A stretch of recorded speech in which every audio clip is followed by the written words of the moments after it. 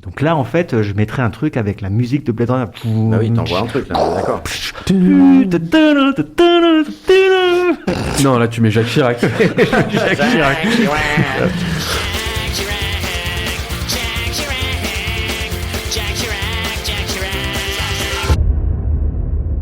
Jadis terrain de jeu de quelques passionnés, la pop culture est devenue l'un des grands champs de bataille des géants du divertissement qui multiplient adaptations, suites et spin-offs pour capter l'attention des fans. Au milieu de ce marché saturé, certaines œuvres parviennent pourtant à rester fidèles à leur essence ou à se réinventer et trouvent un équilibre entre succès populaire et reconnaissance critique. C'est à ces perles rares que s'intéresse Over the Pop. Je suis avec Clovis et Pierre-Jean, bonjour messieurs. Hello. Voilà. Comme annoncé à la fin du dernier épisode, consacré au cyberpunk, nous allons revenir cette fois-ci sur l'un des films matriciels de la science-fiction, qui a connu lui aussi un prolongement transmédia tardif, prolongement dont on pourra questionner la fidélité aux matériaux d'origine et la réelle capacité de réinvention. Aujourd'hui, on parle de Blade Runner.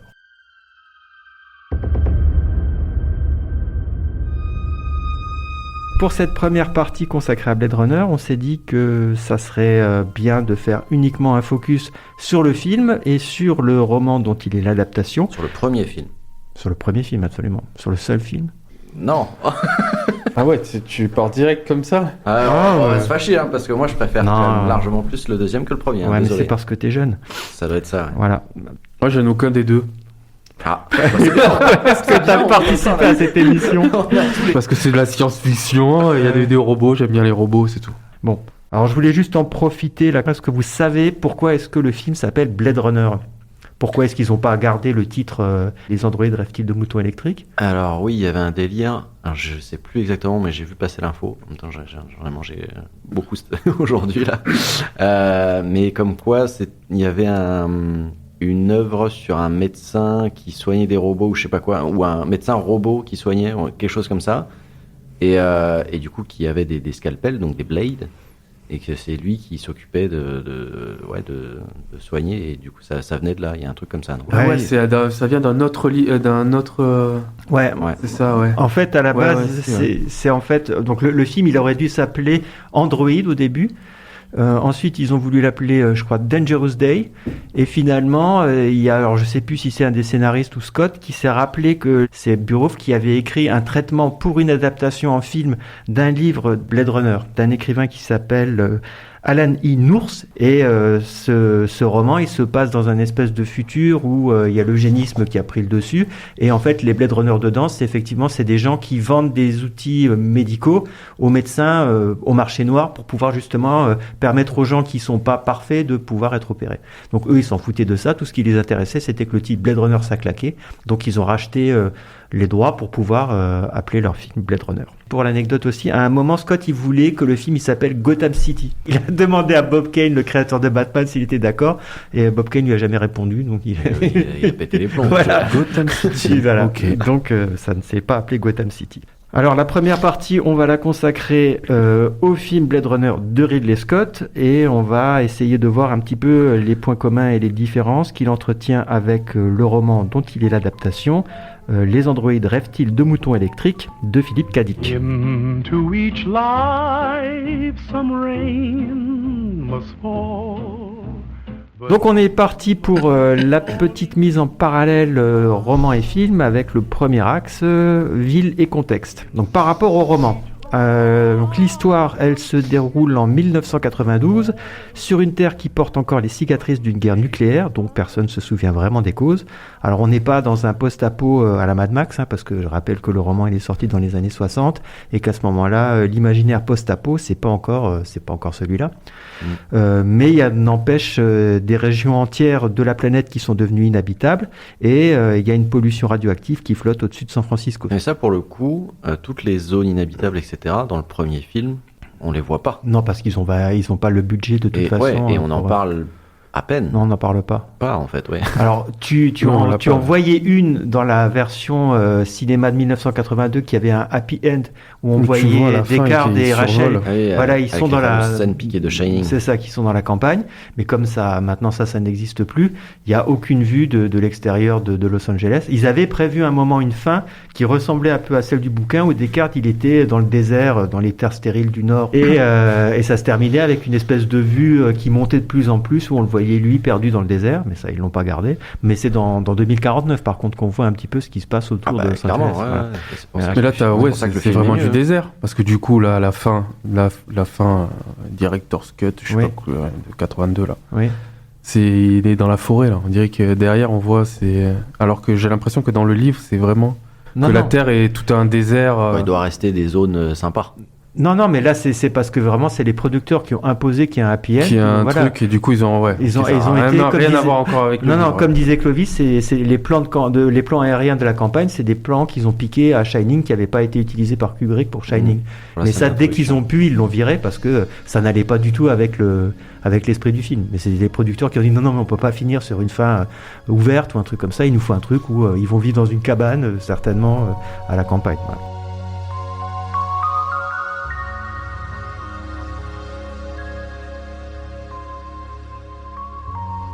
Je disais monde post-apocalyptique, des régions qui sont devenues inhabitables, la pollution et tout ça, mais la société s'est pas effondrée et elle reste technologiquement avancée et relativement confortable. Donc on a un peu tous les clichés de la SF des années 60, il y a des aéromobiles, des pistolets laser, des orgues d'humeur qui vont altérer leur humeur. Équilibrer un petit peu. Voilà, c'est ça. C'est ça. Donc donc Descartes, lui, il essaie de se mettre des trucs qui le positivent alors qu'il est marié dedans et sa femme, elle met toujours des trucs de dépression, quoi. Donc qui sont toujours en décalage. Ah oui, c'est pas pour les équilibrer, c'est eux qui choisissent. Voilà, c'est ça. Okay. Voilà. Et donc il y a des animaux électriques aussi. Pour se mettre dans le mood qu'ils veulent, quoi. C'est ça. Il y a néanmoins une grande partie de l'humanité qui a quitté la Terre pour les colonies spatiales, notamment martiennes. Donc parmi ceux qui restent, on distingue deux groupes d'individus, les normaux, qui sont attachés à la Terre et incapables de la quitter. C'est validiste ça, c'est interdit. Voilà, désolé. Et les spéciaux, des personnes biologiquement altérées par les radiations qui sont devenues inaptes à la reproduction et auxquelles l'émigration est interdite. La radioactivité a presque anéanti la faune terrestre et les hiboux ont été les premiers animaux à disparaître. Alors je précise ça comme ça, simplement c'est intéressant parce que c'est peut-être pas pour rien si le premier animal qu'on voit dans Blade Runner le film c'est un hibou. Et une explication de pourquoi les hiboux ? Dans le roman, non, ils disent juste que c'est les hiboux les premiers à disparaître et ensuite la plupart des animaux ont suivi. Donc résultat, posséder un animal, qu'il soit vrai ou à défaut que ça soit une imitation synthétique, c'est devenu un signe de prestige mais aussi un marqueur moral. Donc ne pas avoir d'animaux ou s'en désintéresser, ça suggère une absence d'empathie, ce qui est socialement suspect. Ce qui fait que tous les gens ont des animaux et le personnage de Descartes, il a un mouton électrique. Il a un mouton. Non, pas dans. Mais à un moment, ils avaient prévu que ça soit son but, que ça garde le même but que dans le roman, que l'objectif, c'est soit qu'avec la prime qui va toucher, ils puissent s'acheter un vrai animal. Mais le problème, c'est qu'ils n'arrivaient pas à voir comment visuellement tu pouvais rendre le fait que sur les toits des immeubles, t'es plein d'animaux, des choses comme ça, sans que ça soit, ça fonctionnait pas, quoi. Donc, à la limite, il a une licorne. Oui, il rêve d'une licorne, mais ça a une autre valeur. Voilà. Ça, on en parle quand Parce que je comprends rien. Mais non, c'est tout là pour l'instant, tout est cohérent. Je suis en train de te décrire le contexte du roman.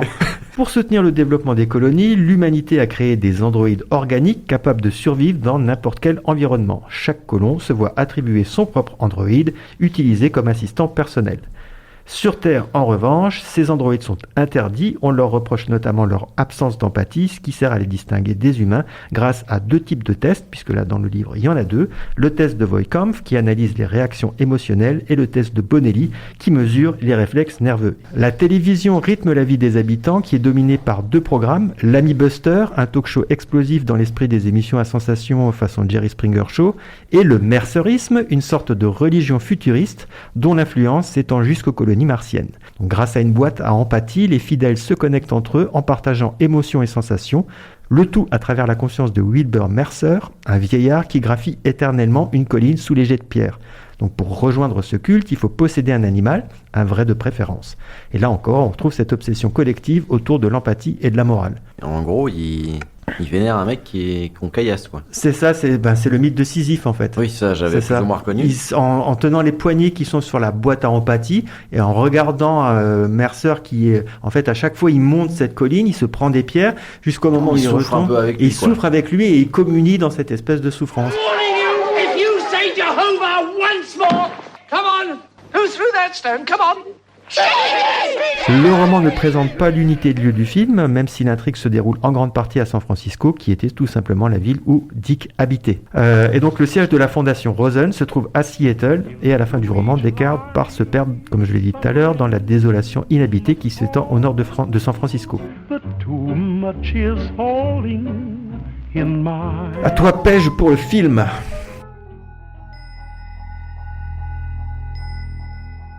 Tu parlais du coup que l'action elle se passe à San Francisco. Ben là, dans le film, ben on a directement le panneau au début là avec Los Angeles 2019. Novembre. Et il y a la date, c'est ça. C'est ça que je me.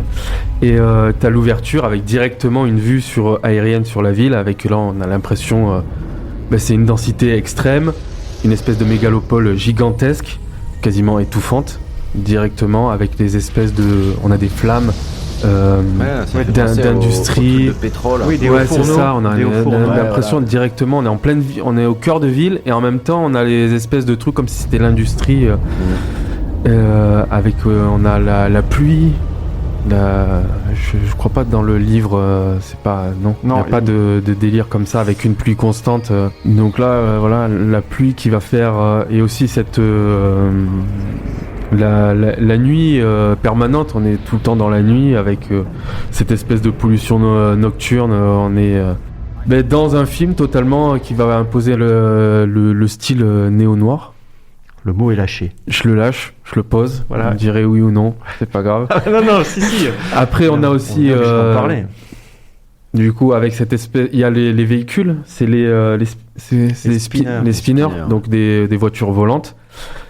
Qui, je pense, sont utilisés quasiment que par des élites ou que par la police. C'est que par la police. Et quand on va aller descendre du coup dans les bas-fonds, on va avoir des véhicules qui roulent sur la route. Et là, on va avoir, du coup, on a cette dualité qu'on retrouve dans le cyberpunk avec qu'on retrouvera. Oui. Dans le cyberpunk, les gens qui sont au-dessus, en gros, dans les immeubles avec donc les corpos, j'ai mis des guillemets, et en bas les petites gens, j'ai mis des guillemets aussi, mais aussi on retrouvera les néons et l'ambiance japonisant, notamment avec le néon où on voit la geisha, et aussi le néon avec Coca-Cola où on va avoir les corporations on dirait que ça domine la ville plutôt que l'État ou autre chose. Oui, c'est vraiment aussi, ouais. C'est des marqueurs qu'on retrouve dans Cyberpunk, le jeu, ou dans Cyberpunk totalement le genre, cette ambiance asiatique, mais aussi avec Arasaka. D'avoir, on a en gros cette dualité où en bas on va retrouver, mais je crois surtout c'est vraiment les quartiers chinois avec les petits où au début il va bouffer, il va manger un bout au début du film, et ces gros buildings qui dominent la ville. C'est ça, comparé justement à ce que tu dis dans le livre. C'est ça, il n'y a pas le même gap, je pense, entre le San Francisco de l'époque de Dick et celui qu'il imagine dans le futur, à part que on est dans un contexte un peu post-apo, alors que là, dans Blade Runner, ils font vraiment de Los Angeles. Ça fait vraiment mégalopole extrême.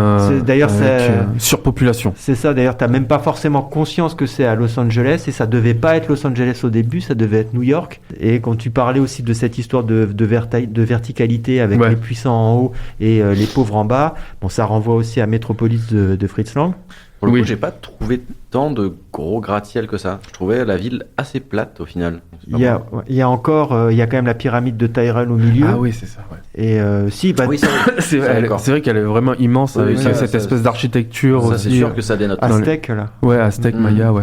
Mais par contre, du coup, pourquoi ils ont adapté en film une espèce de ville remplie d'une foule grouillante, alors qu'elle n'y est pas du tout dans le livre? Eh bien, la réponse, elle est dans La tête la de BD Ridley dont Scott. je vous avais donné le lien aussi, si vous vouliez la lire, c'est The Long Tomorrow. C'est une BD de Möbius dont le scénar a été écrit par Dan O'Bannon, qui est le scénariste d'Alien, et elle a été publiée dans Métal Hurlant. Et Scott voulait a priori faire une adaptation de The Long Tomorrow, mais ça s'est pas fait. C'est l'histoire d'un privé qui est dans cette espèce de mégalopole aussi et qui doit, c'est une espèce de parodie de polar quoi. Et donc Ok. tout ça vient de The Long Tomorrow, mélangé à Metropolis et mélangé effectivement, quand on parlait de néo-noir, à cette influence du film noir des années 40-50 quoi. One more kiss, dear. One more sigh. Ouais, du coup, il est allé chercher et piocher un peu partout. Ben après, qu'est-ce qu'on a d'autre dans le livre? L'humanité a migré sur Mars. Une partie ouais, dans les Voilà. colonies ouais. Là, on a juste le fait qu'on a un panneau sur un ballon, je crois, c'est ça, qui C'est ça, parle et des off-world. C'est le off-world. Ouais. Et que les gens, du coup, ils ont migré. C'est vraiment évoqué, quoi. On voit vraiment juste. Parce on le voit souvent quand même, et puis on entend l'espèce de voix de pub comme ça, venez nous rejoindre dans les colonies de l'espace, mais on sait pas où sont ces colonies de l'espace. Et je trouve non, même mais que dans le ce terme sens-là, anglais, c'est- il est encore mieux parce que c'est off-world. Oui, Il oui. est hors de ce Hors- monde hors et du monde, ça ouais. pourrait même être le paradis. Tu sais pas où c'est ni rien. C'est juste l'ailleurs quoi, où soi-disant la vie est meilleure que sur Terre. Une vie nouvelle vous attend dans les colonies de l'espace. Saisissez la chance de tout recommencer à zéro, au paradis de l'aventure. De toute façon, dans le roman, on n'en sait pas plus non plus. Hein. On te dit que c'est sur Mars, mais pareil, ça fait partie des clichés de la SF de l'époque. T'as des bases sur la Lune, t'as des... Et Voilà. ça, pour le coup, on le montre jamais dans le film, mais on le montre pas non plus dans l'autre film. Non, ils avaient prévu une scène d'ouverture de Blade Runner où on voyait justement sur une colonie une casse de réplicants. Et on voyait en fait Betty qui sortait de cette pile-là avec les autres réplicants, donc ils s'étaient fait passer pour morts, et c'est comme ça qu'ils volent la navette et qu'ils arrivent sur Terre, sauf qu'ils n'avaient pas la thune pour le faire. Ouais. Mais voilà, et peut-être que dans Soldier, je sais pas, comme je l'ai pas vu. Oui, ben c'est justement Voilà, ce que je c'est voulais ça, dire. c'est Du pas coup, des c'est échanges dans entre Soldier personnes. du fait que genre il montre les colonies. Hmm. Qui est le Soldier qui a été, c'est le même scénariste du coup que Blade Runner, et il a intégré 2-3 éléments de Blade Runner dans Soldier. Je l'ai pas vu, mais je sais que Non, non plus. tu as un spinner comme tu disais tout à Ouais, l'heure. T'as un dans la spinner décharge. écrasé, un truc comme ça. Et je crois que même plus que simplement le fait d'intégrer des choses, pour lui, c'était vraiment le même univers. Ah oui, oui. C'est pas, par exemple, je sais plus, c'est dans La Menace Fantôme, à un moment, dans la casse, on voit le module de 2001 l'Odyssée de l'espace, mais Oui, c'est juste un easter egg. C'est un Mais, sidequel. Et voilà. c'est Paul W.S. Anderson. C'est ça. Ouais, mais ça, c'est le réalisateur. Ça, Oui, ça, c'est- non, mais oui, Tachon le- qui a ça- fait les Resident Evil. Ça, oui, non, mais Voilà. faut dire le réalisateur Oui, quand même. oui, mais c'est surtout que le scénariste, c'est scénariste, David David People, Ouais. voilà, qui a repris le scénar après Et qui, Hampton a fait Fancher. qui est un sidequel C'est ça. qui se passe dans le même monde mais ailleurs, et du coup ouais, c'est ça, on retrouve le Kurt Russell qui bataille, on contre retrouve les des batailles les androïdes, mentionnées soldats. dans Blade Runner. Ouais. On retrouve Teutonizer Gate, Lanterus Maelstrom. Ouais. Il y a les soldats génétiquement modifiés améliorés qui évoquent les Nexus mais version en mode militaire, le spinner. Il y a quelques briques, et notamment ça se déroulerait dans les colonies off-world. C'est ça.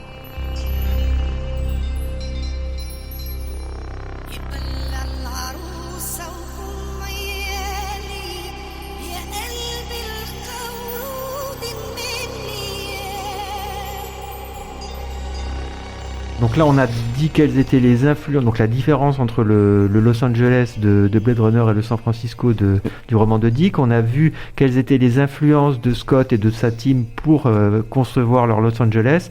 je voulais quand même juste faire un petit rappel sur l'influence en fait que cette vision de la ville du futur elle a eu sur pléthore de films après coup en fait, parce que finalement il a proposé une vision de la ville futuriste qui était tellement ultime que quasiment personne, même à l'heure actuelle, arrive vraiment à s'en détacher. Alors j'avais un peu listé, donc j'avais expliqué quand on avait fait la partie sur Cyberpunk, donc l'impact sur Neuromancien de Gibson, sur le jeu de rôle Cyberpunk, sur Akira, sur Ghost in the Shell. Il y a aussi le Batman de Tim Burton, le premier, qui rajoute un côté gothique, mais ce côté, voilà, c'est le côté ville sombre sous la pluie, etc. Voilà. Okay. Il y a le Brésil de Terry Gilliam, il y a Dark City d'Alex Proya. Oui, t'as le 5e élément, t'as les Star Wars qui ressemblent aussi. C'est ça, il y a la ville, ce qu'on pense être la ville réelle de Matrix, et il y a aussi Coruscant dans Star Wars, parce que finalement, la vision le fait beaucoup. Ouais. Mais la ville réelle de Matrix. Il y a un côté très film aussi néo-noir avec cette ville où il pleut, etc.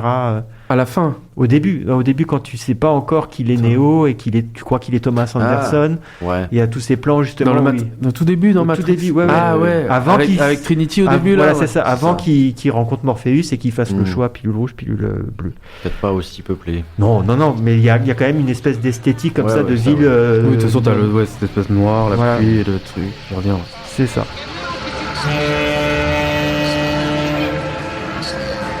Par rapport à ce que tu soulignais, Clovis, donc effectivement, il n'y a pas de référence directe qui est faite aux animaux dans Blade Runner. Par contre, on en voit plusieurs. Donc déjà, on parlait tout à l'heure du hibou qui est chez Tyrell, qui s'avère être un hibou artificiel.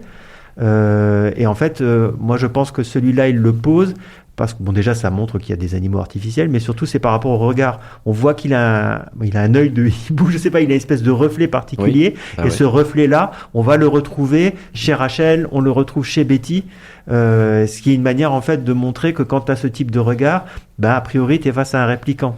Il a utilisé une technique particulière de réflexion dans les yeux des acteurs pour les faire comme ça. Ouais. D'accord. C'est un truc fait exprès. Il y a presque une espèce de totémisation de Betty, de la même manière qu'il y a une association entre Zora et le serpent, parce que c'est par une écaille de serpent que Deckard arrive à remonter la piste jusqu'à elle, et puis elle a un vrai rapport avec son serpent, puisque c'était le sien. Et alors ça marche plus avec les versions actuelles de Blade Runner, mais à l'époque où il y avait la voix off, quand il se présentait au début, Deckard il disait que sa femme, parce qu'il va manger des sushis, il disait poisson froid, c'est comme ça que m'appelait mon ex-femme. Voilà. Ouais, parce que là, du coup, tu parles du film, du fait que les animaux on en parle, mais alors que dans le livre, ils ont vraiment un rôle central. Ouais. C'est vraiment c'est quasiment le centre du Deckard, il fait sa mission, il va tuer les androïdes pour se racheter un vrai animal, pour lui et sa femme, et les gens se baladent toujours sur avec un catalogue d'Argus où il y a le prix des animaux, etc. Même les animaux morts, les animaux qui ont disparu, si jamais il en existait encore, ça vaudrait telle valeur. Les gens sont obsédés par ça, quoi. Ouais, donc c'est beaucoup plus central dans le bouquin que dans c'est une importance totalement en même temps, si c'est lié à l'espèce de grande religion présente, forcément. C'est ça. Mais bon, c'est à travers le test, du coup, on va en venir de Voight-Kampff qui pose les questions qu'on retrouve là, les questions aux animaux, et justement, c'est les animaux dans le livre. C'est comme ça qu'on voit que les androïdes sont des androïdes. Oui et non. En fait, ce qui se passe, c'est que... Enfin, plus que dans le film. Oui, c'est ça. Mais en fait, le truc, c'est que dans le roman, donc, les androïdes... justement, c'est une manière de dire qu'on va aborder la thématique suivante. Justement. Les androïdes. Dans le roman, les androïdes sont vraiment... Il n'y a aucune ambiguïté. Ils sont froids et ils n'ont qu'une empathie. Et il n'y a aucun moment, en fait, où ils s'élèvent vers quelque chose de supérieur. Ça reste, même si c'est des machines organiques, ça reste quand même fondamentalement des machines. Alors que les humains, eux, pour pouvoir se différencier, ils ont, notamment à travers le culte du mercérisme, cette volonté de focaliser leur empathie sur des animaux pour montrer qu'ils sont différents. Et le test de Voight-Kampff, mais ça reste pareil dans le film, le but c'est de provoquer une réponse émotionnelle, c'est-à-dire qu'il y a un moment quand tu poses des questions, il y a forcément une dilatation de la pupille qui se fait de manière incontrôlée, et chez les réplicants, en fait, elle se produit pas, ce qui fait que c'est là que ça les trahit, quoi. C'est un test fait pour provoquer une réponse émotionnelle. Est-ce qu'on peut continuer?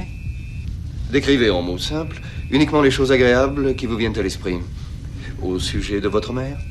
Ma mère? Oui. Je vais vous en parler de ma mère. Ben voilà, moi j'ai fini pour les Et du androïdes. coup, voilà, du coup, tu parlais d'Android. Et ben, dans le film, on introduit c'est pas des androïdes, c'est des réplicants. Et là, vous allez me dire, Mais vous c'est allez quoi la m'expliquer différence pourquoi c'est réplicants. Non, Mais- c'est vous qui allez me dire pourquoi. Ah ouais, J'ai pas...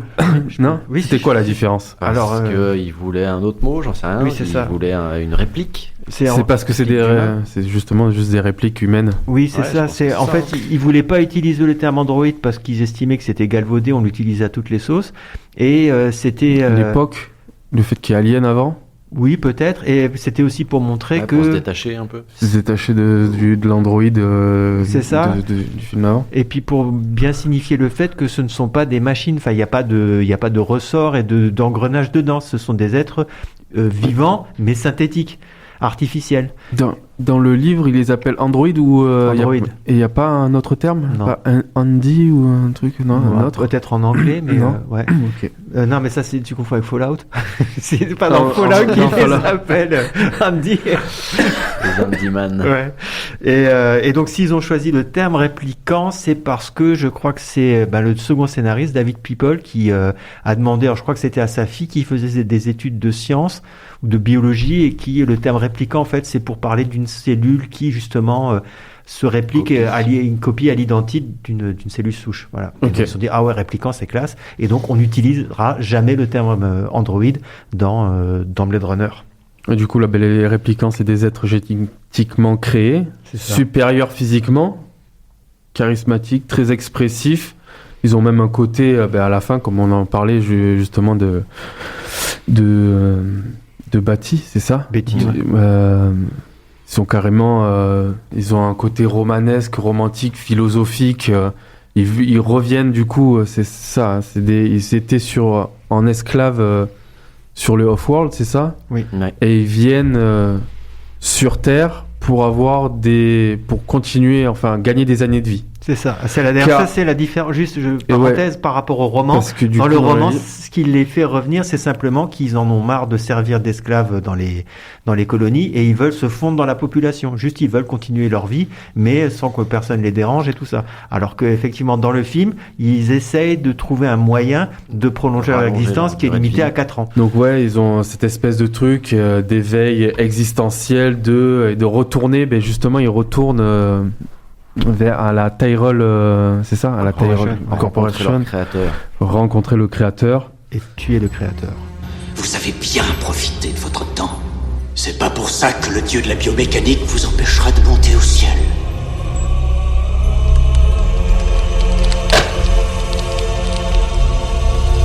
Voilà, et après c'est pareil, c'est ça, dans le livre, on est d'accord que les androïdes sont illégaux sur Terre, c'est Comme ça? dans le film.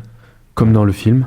Et donc là, la différence par contre au niveau de leur utilisation, c'est que, je l'ai pas forcément dit, mais dans le roman finalement, la mission de Deckard, c'est une espèce de voyage personnel où il va se confronter justement à sa propre humanité, etc.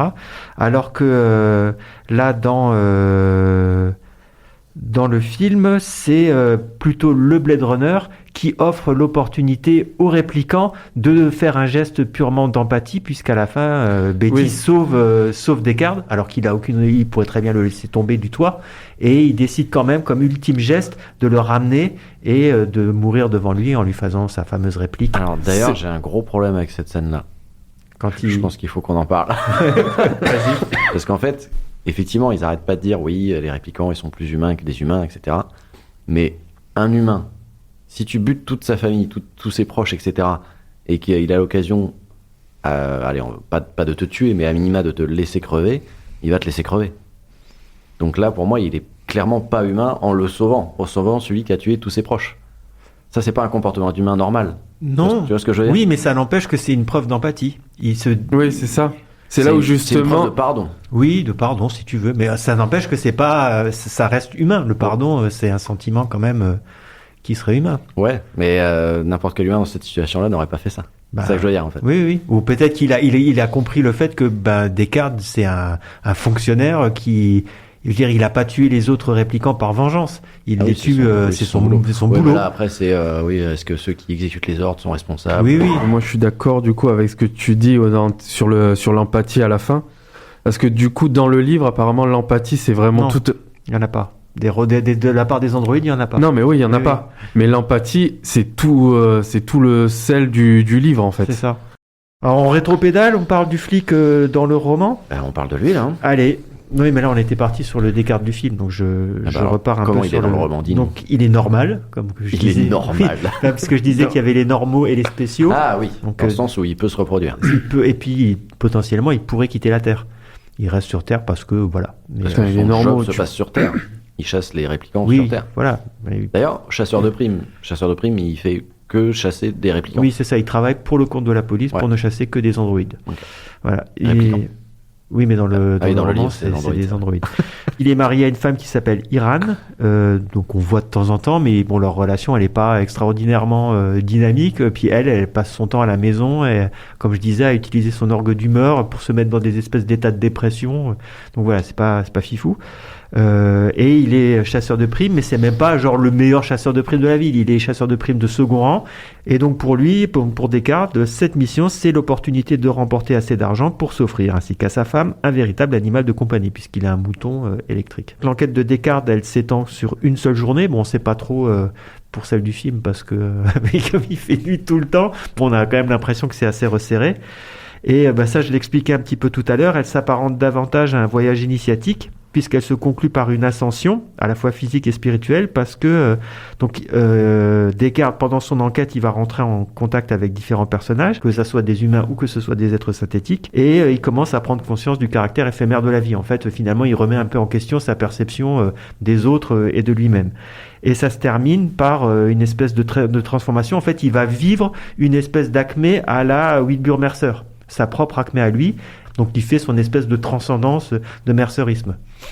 Okay. Voilà. Le roman, il est vraiment construit en équilibre, où il y a toute l'histoire de Descartes qui est anormale, et en même temps on suit celle d'un personnage qui s'appelle Isidore, et en fait on va le retrouver dans J.S. Sébastien. Ah oui, c'est ce que j'ai voilà. Et donc là, lui s'appelle John R. Isidore, mais par contre, c'est pas du tout un scientifique ultra calé, c'est un spécial qui travaille comme employé dans une société qui répare les animaux électriques. Et il est un peu neuneux, quoi. Et il vit aussi dans un immeuble complètement vide, il y a que lui qui vit dedans, et il va rencontrer Pris. Donc là, c'est aussi un androïde qu'on va retrouver dans le roman. Et le truc, c'est que dans le roman, Pris est le sosie de Rachel. Donc Isidore, il va tomber amoureux de Pris de la même manière que Descartes, il va tomber amoureux de Rachel, puisque cette histoire d'amour, elle existe aussi dans le roman. Là, il va faire lui aussi son propre, donc il va être en contact avec Betty et tout ça, et il va faire son propre, il va avoir sa propre prise de conscience. Et autant Descartes, une fois qu'il va faire son espèce de transcendance de mercérisme, il va vouloir s'éloigner des autres, autant Isidore, qui était un exclu, une fois qu'il a son espèce de transcendance à lui, ça va essayer de le pousser à se rapprocher des autres, même parce qu'il passe son temps à s'auto-casser en se disant « je suis un spécial, je suis nul, je suis un crâne d'œuf, un crâne de piaf, je suis bon à rien ». Donc voilà, donc dans le roman, il y a vraiment cette mise en parallèle entre le personnage de Descartes et celle de Isidore. Et par rapport au test de Voigtkampf dans le livre et par rapport au film, du coup, j'ai l'impression que dans le livre, s'il y a plus d'interrogatoires, c'est beaucoup plus, c'est beaucoup plus poussé dans ce sens-là. Ça fait plus enquête, tu vois, psychologique. Tu vois, on va. Alors que dans le livre. Oui. Dans le film, oui. On va avoir un truc autour de la filature en mode détective. Il y a un petit côté action. Oui. Il y a que deux tests de Voigtkampf dans le film. Il y a celui du début d'Holden. On commence quasiment avec ça. C'est ça. Et il y a celui de Rachel. Alors celui de Rachel, même au niveau des questions, c'est quasiment le même dans le roman et dans le film. Mais par contre, dans le roman, c'est vrai qu'il y a plus. Il fait passer le test à d'autres personnes parce que justement, il y a cette problématique de savoir parfois si telle personne qui même est parfois un flic ou Blade Runner, est-ce qu'il est vraiment humain ou pas? Et alors, parce que j'ai pas eu le temps de relire en entier, mais il me semble qu'à un moment, Descartes se fait passer le test à lui-même et il se rend compte qu'il est humain. Ah, voilà. Alors dans le bouquin, alors c'est oui, sûr. C'est sûr, oui. Oui, dans le bouquin, ok, c'est sûr. Et ils ont joué sur l'ambiguïté dans le. Parce qu'en fait, dans le film, l'acteur et le réalisateur avaient deux visions différentes sur ce sujet-là. C'est-à-dire que Ridley Scott voulait plutôt que ce soit un Descartes répliquant. soit répliquant et Harrison Ford voulait plutôt qu'il soit humain. Oui, parce qu'il l'a dit, je crois que j'ai vu une interview de Scott qui disait que, ouais. Et il y a eu des problématiques, d'ailleurs, des litiges un petit peu sur ce sujet-là entre les deux. Ouais, il y a eu des problématiques entre les deux sur plein de choses, mais particulièrement là-dessus. Ouais. En fait, Scott, il a réalisé son film en partant de l'idée que clairement Descartes, c'est un répliquant. Alors que Ford, lui, dans sa tête, c'était un humain parce qu'en fait, c'est pas possible. Si c'est un répliquant, en fait, il y a plus de modèle pour le spectateur. Tu peux plus t'identifier à... Dans le livre, c'en est pas un. Dans le livre, c'en est pas un. Okay. Mais c'était le trip de Scott. Il s'amusait, entre guillemets, à surcharger le décor et tout ça d'éléments qui pouvaient prêter à confusion. Donc, il y a une scène où on voit son piano à Descartes dans son appartement et il a plein de photos. Ouais. Et ces photos, c'est que des photos de gens du début du XXe siècle, des photos en noir et blanc. Voilà, tu te dis, mais il manque une génération, là. Comment il peut avoir ces photos aussi vieilles? Et l'autre élément, c'est la licorne.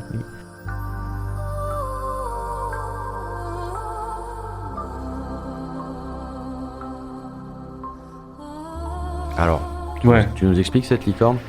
Alors, la licorne. J'ai rien compris non plus, Pej, je te rassure. Donc, sur la licorne. La licorne, ouais. Alors, la licorne, elle n'était pas dans la version de 1982. Ils l'ont rajoutée dans la version des années 90. Il y avait une version un peu plus courte, donc il y a un rêve de licorne que Descartes fait quand il est en train de somnoler sur son piano. Et dans le Final Cut, elle est plus longue parce qu'ils ont réussi à trouver des bouts de péloche où la qualité était meilleure. Donc ça prouve juste que de base tu peux te dire c'est Descartes qui s'évade dans une espèce d'imaginaire et tout ça. Mais la problématique c'est qu'à la fin le personnage de Gav qui est joué par Edward James Olmos qui est l'autre Blade Runner avec ses origamis. Il laisse un origami de licorne.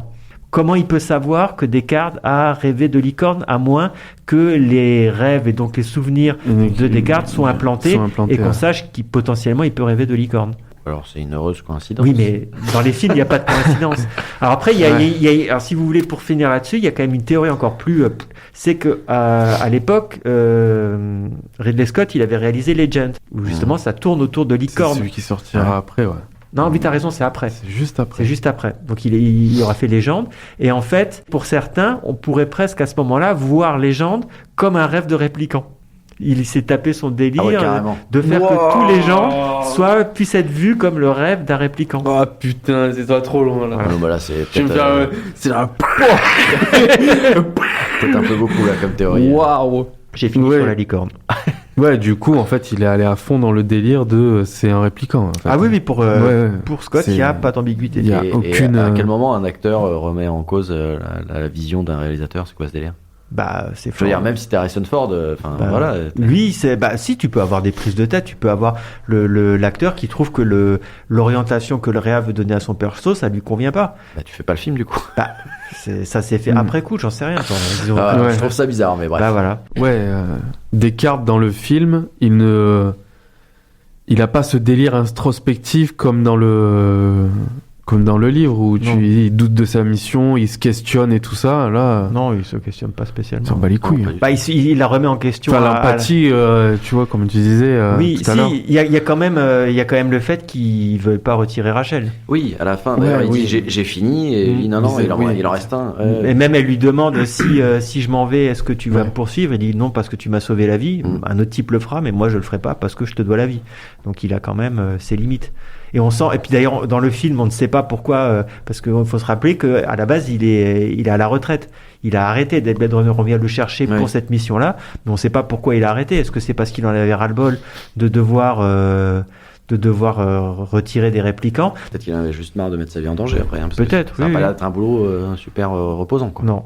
Et donc là, pour terminer quand même sur Descartes, et là ça rejoint ton truc sur le néo-noir, il faut quand même dire que ils en ont fait vraiment l'incarnation du privé à la c'est vraiment un détective privé, vraiment à l'ancienne dans le film. Il devait même avoir un chapeau, façon années 30-40. Ça faisait trop Indiana Jones. C'est exactement ça. C'est parce qu'en fait ils ont vu donc à l'époque les Aventuriers de l'Arche perdue n'étaient pas encore sortis.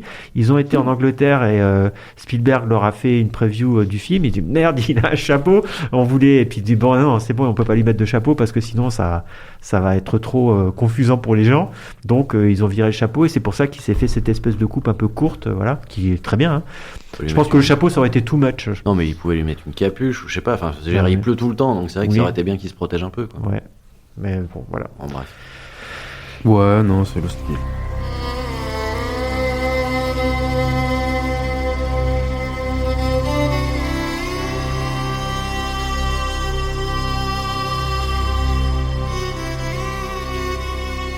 Bon, après 8 heures dans cette partie, on en arrive pour conclure à la réception du film quand même. Puisque donc ce film qui est si marquant. En fait, c'était de la merde au début.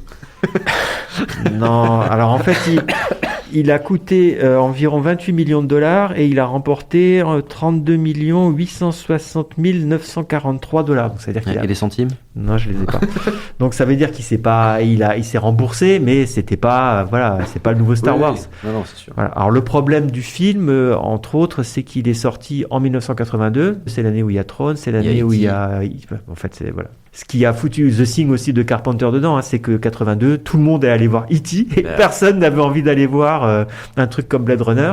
Et donc au début, il marchait plutôt pas mal. Et à partir du moment où E.T. est sorti, merci, au revoir quoi. Et donc c'est là que je voulais quand même vous citer. Donc j'avais noté viteuf. Donc la critique dans Mad Movies, donc qui était faite par Jean-Pierre Putter, qui était le rédac chef de Mad Movies. Donc il parle d'un cinéma-spectacle, donc à l'époque de la sortie, un cinéma-spectacle, budget impressionnant, décor fou. Il manque tout de même à Blade Runner on ne sait quoi de magique qui lirait heureusement le tout. Ce qu'on sentait si bien planer dans Alien par exemple, la précédente œuvre de Ridley Scott. Et pour finir, la fameuse critique de Philippe Manœuvre dans le Métal Hurlant numéro 79. Donc je vous ai mis les titres parce qu'il y a déjà tout est dedans. La seconde mort de Philippe Cadic. Ensuite, c'est minable, ringard, sabotage, ignominie, connerie. Mais bon, comme je vous expliquais en début d'émission, le cœur du problème, à mon avis, c'est que il savait que Scott voulait adapter la BD The Long Tomorrow sans payer sa dîme à Métal Hurlant, et que pour lui, Blade Runner, c'est un plagiat de The Long Tomorrow. Alors c'est abusé comme point de vue, mais c'est pour ça que je pense qu'il avait la dent aussi dure contre Scott au moment de sa sortie. De toute façon, après c'est sûr que voilà, en faisant ce film, il s'inspire pas que de Blade Runner. Les androïdes, mais bien sûr que non.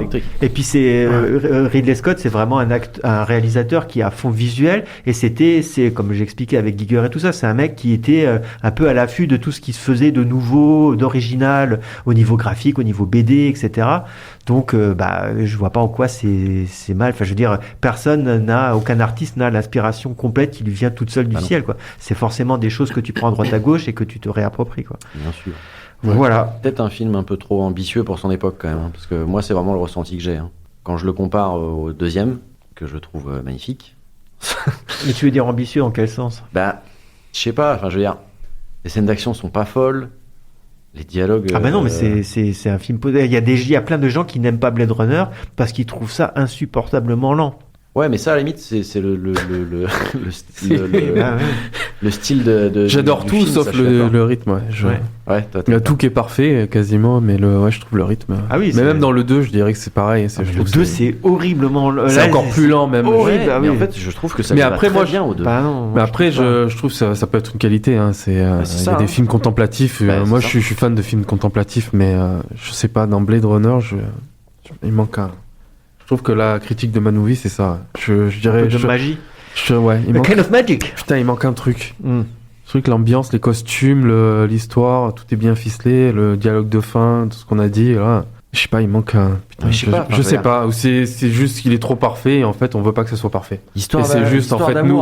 Le problème, c'est nous. Descartes, là, ils se voient 3 fois et hop, ça y est, ils sont amoureux.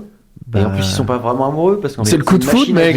C'est le coup de foudre. C'est une machine à qui il impose sa domination. Enfin, mais tu as la réponse dans 2049. Non, je sais pas. Il y a plein de trucs qui me font tiquer, moi. Bon, après, des coups de foudre ou des trucs qui se passent hyper vite dans les films, il y en a où c'est beaucoup plus abusé que dans. Tu devrais regarder les films de Noël en ce moment là. Ça te remettrait sur la bonne voie. C'est ça. Alors oui, c'est sûr. Mais on va pas comparer Blade Runner avec des films de Noël parce que sinon. Merde. Mais non, je sais pas, il y a quand même pas mal de trucs qui me font tiquer. Il y a vraiment juste la scène finale que j'ai trouvé très cool, le combat final entre Descartes et Beatty. Que ça j'ai trouvé très cool, mais sinon le reste c'était pas fou. Tu trouves pas que Blade Runner est beau ? Encore une fois, à ma décharge, je l'ai regardé dans une qualité ignoble.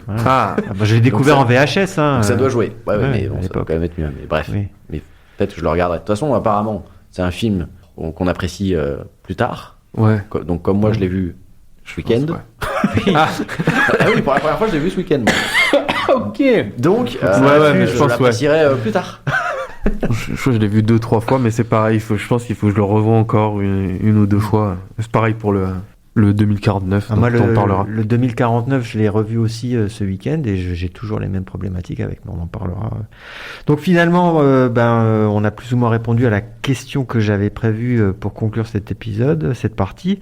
Blade Runner est-il toujours une œuvre visionnaire 43 ans après sa sortie? Alors, de mon point de vue, oui, même si au niveau de certains effets spéciaux, il y a des petits trucs qui commencent à chier. Je trouve que pour le budget qu'ils avaient et le côté innovant et fou du projet, ça fonctionne toujours. Et justement, moi, ce côté lancinant que je peux comprendre, qu'on n'apprécie pas, moi, je trouve que ça fait partie de l'espèce de mood qu'il y a dans le film et qui lui colle trop bien, quoi. Donc voilà. Donc pour toi, Clovis, vu que tu l'as découvert maintenant, il n'y a pas ce côté visionnaire et toi, t'es plus. J'ai pas le recul. Voilà, t'as pas le recul. On en parlera quand tu seras plus vieux. Et Pej, lui, tout lui va, sauf que c'est lent. Ouais, mais là, du coup, je pense que dans le livre, le côté peut-être avec les interrogatoires, le fait qu'il y ait c'est plus introspectif dans le livre, c'est ça qui manque peut-être dans le film. Peut-être. Tu vois. Après, peut-être ce côté action qu'on disait qu'il faisait peut-être un peu cheapos, il y a 3 balles ou des trucs. Je pense que le livre, il aurait été adapté tel quel, on aurait trouvé ça insupportable. Non, mais après, il sent son époque je trouve aussi. Que l'atmosphère, les acteurs, l'architecture, tout ce qui a mis en place, la musique, on n'a pas parlé de la musique, mais Angélie, ça trouve le cul, voilà, je l'ai placé. Et là, je mettrai un peu de synthétiseur. Voilà, nickel, tu le mettras là.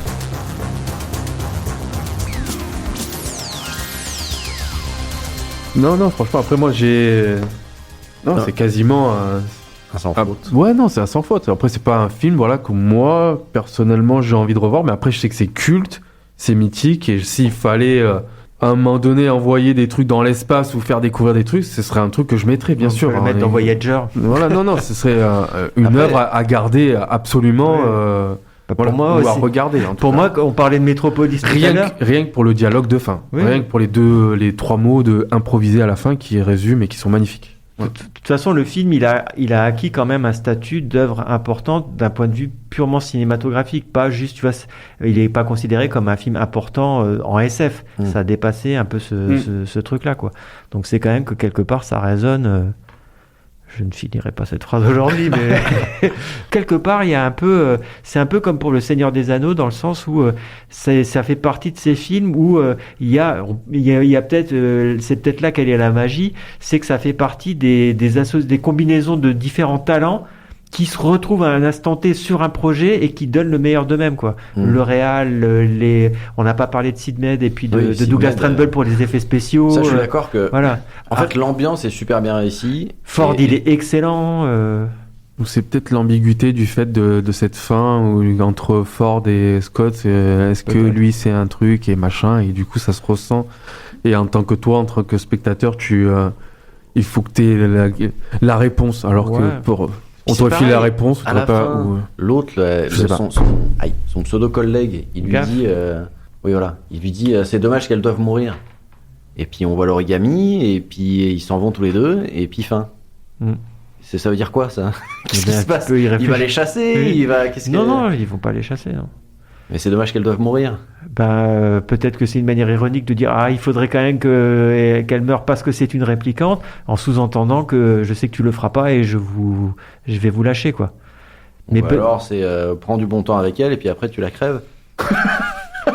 Dans la deuxième partie, on parlera de ça parce qu'il y aura des suites par rapport aux romans. Il y a des romans qui ont été écrits qui racontent la suite. Ouais. Okay. Bon, allez, on va conclure là-dessus et puis donc la semaine prochaine, on reviendra sur l'héritage de Blade Runner. Voilà, à la semaine prochaine. Bye. Yes. Ciao. I've seen things you people wouldn't believe. Attack ships on fire off the shore of Orion. I watched sea beams glitter in the dark near the 10-house gate.